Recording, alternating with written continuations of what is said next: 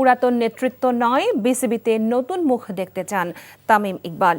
বন্ধু সাকিবের সঙ্গে কোনো দ্বন্দ্ব নেই, তবে সম্পর্কটা কবে কিভাবে ঠিক হবে তা নিয়েও কথা বলেছেন বাংলাদেশের এই সাবেক অধিনায়ক। এনটিভিকে দেওয়া এক সাক্ষাৎকারে এমন অনেক বিষয়েই নিজের মতামত জানিয়েছেন দেশসেরা এই ওপেনার। রিপোর্টে জানাচ্ছেন বর্ষণ কবির।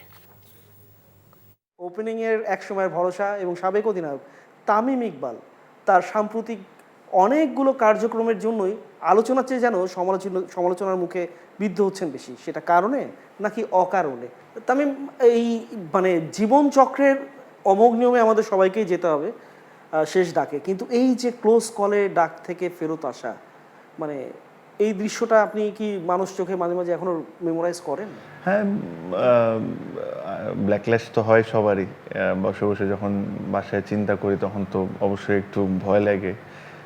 বাট যেহেতু আমি যেটা আমার সবচেয়ে কঠিন সময়টা ছিল ওই 22 মিনিটের কথাটা, যখন আমাকে সিপিআর দেওয়া হয়, ওই সময় তো আমি আর সেন্সে ছিলাম না। সো আমার জন্য ওই জিনিসটা রিয়েলাইজ করা, বোঝাটা একটু ডিফিকাল্ট যে আসলে ওই সময় কী হচ্ছিল।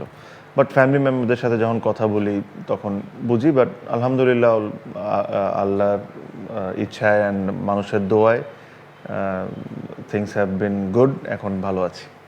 আপনি যাকে মিন করে আসলে ওই জিনিসটা এসেছিল সাকিব আল হাসানের ব্যাপারে, তার সঙ্গে তো আপনার সম্পর্ক খুব অসাধারণ, একসময় ছিল, এখনো অসাধারণ। অন্য টোনে যদি আমি বলি আর কি, একটু ফান মুডে যদি বলি, সেটা যেভাবে আপনারা আমার is there any chance that in coming days, কারণ সময় তো অনেক চেঞ্জ হয়,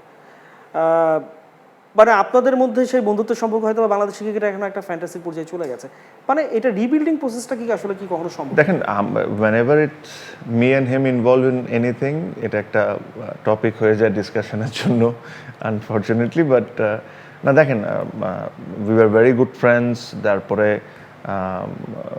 আমরা হয়তো বা আমাদের আন্ডারস্ট্যান্ডিং একটু ইস্যুস হয়েছিল। বাট ভাই, এই লাইফের কোনো কিছু, লাইফ ইজ আনসার্টেন।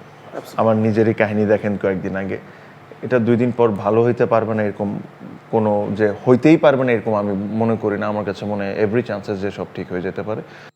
বান্ডেল থাকলে প্রতি সেনমানিতে টাকা বাঁচবে।